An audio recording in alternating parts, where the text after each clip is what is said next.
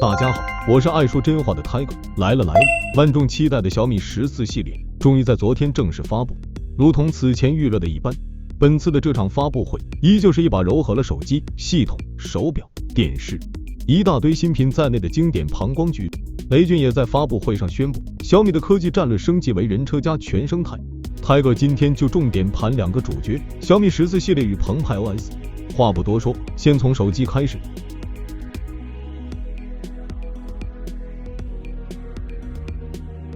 因为小米13也成功印证了13香这个梗的关系， Tiger 最近明显感觉到这一代的小米14关注度要比前几代高得多。好在阿米这边倒也没停下来挤牙膏，关于小米13还存在的不足之处，到了这代基本都有明显升级，甚至这次雷总还把对标的目标换成了 iPhone 15 Pro。 外观这块倒是没啥意外，整体来看小米14还是延续了小米13的大部分设计语言。 6.36 英寸小直屏，直角中框，左上角矩形相机模组。背面的变化主要是来自于模组变大后的微调，加入了一圈巴黎市定纹理设计。之前预热的时候 ，Tiger 看到大伙对于这个改进有点褒贬不一。Tiger 倒是觉得这一定程度上改善了相机区域的突兀感。配色的话，小米14一共有黑色、白色、岩石青、雪山粉4种，其中白色和岩石青为亮面玻璃，黑色为磨砂玻璃。 雪山粉则是采用的第2代科技纳米皮工艺。我的评价是，猛男粉还不错，但白色还是永远第神。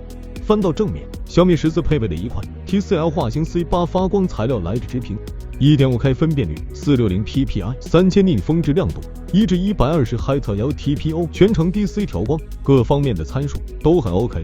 重点嘛，还是看边框。小米14的上左右三边为 1.61 毫米，下巴为 1.71 毫米。 对比上一代，虽然只有下巴小幅缩窄，但依旧是比此前发布的 iPhone 15 Pro 系列更窄。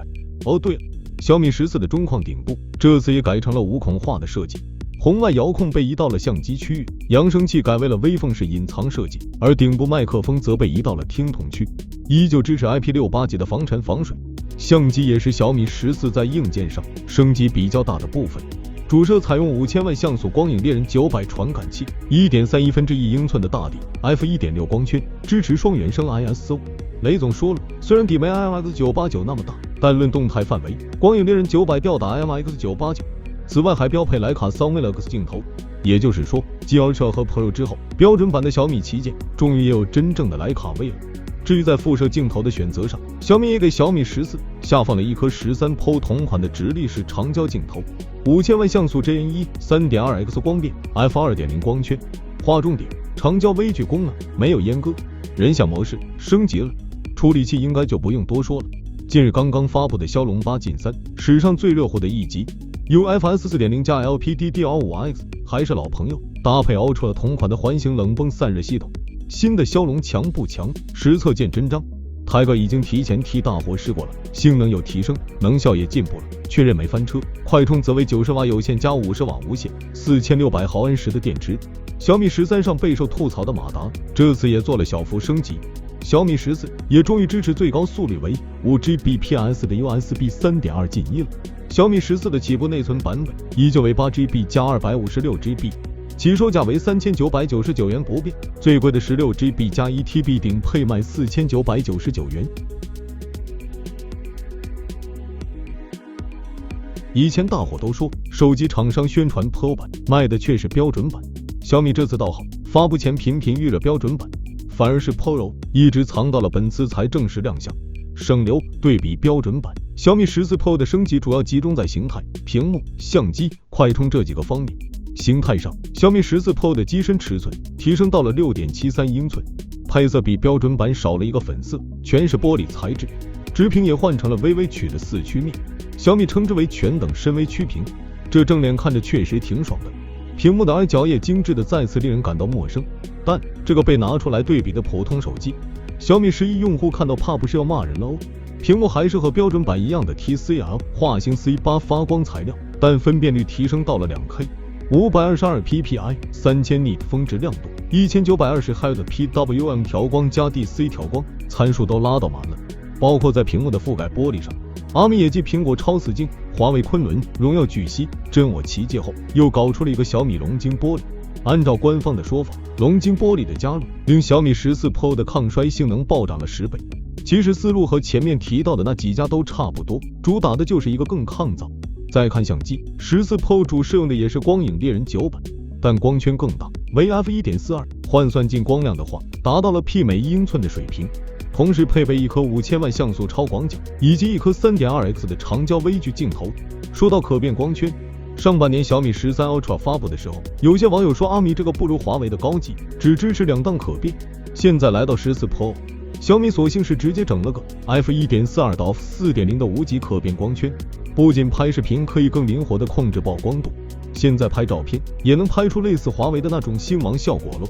其他的参数简单过一遍，120瓦有线加50瓦无线加4880毫安时电池，骁龙8 Gen 3 IP68 USB 3.2 Gen 2 1016X 轴马达，基本该有的外围都有，售价为4999元起。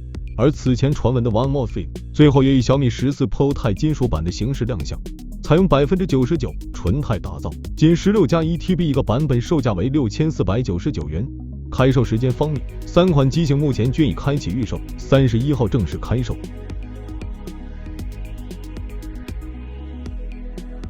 OK， 手机了解完，回到系统，又到了那个男人的时间，基友们整天挂在嘴边的金凡，他来了。时隔1年再次登上这个舞台，不一样的是，这次要展示的已经不是让米粉又爱又恨的 MIUI， 而是小米澎湃 OS， 又名 HyperOS。不知道是不是压力太大原因，泰哥看着直播，感觉金凡这次比以往每一次都紧张。按照他的说法，小米澎湃 OS 是一次史无前例的底层重构，一个最大的特点就是拥有强大的一个硬件兼容性，小到只有 64KB RAM 的 IoT 设备，大到 24GB 的小米手机全都能用。当然，相信大伙还是最关心它在手机上的表现。太硬核的技术原理，泰哥这里就不过多掰扯。基础体验简单总结就是更流畅了，后台驻留能力更强了，动效更丝滑了，网络表现更好了，以及更安全了。再次升级的小爱 AI 大模型现在也开始深入到各个系统 App 中，像是输入法的文本生成、WPS 的自动生成 PPT、相册的 AI 扩图。你还别说，扩图这个功能看着是有点意思。当然了，毕竟这是一个为人车家全生态打造的新系统。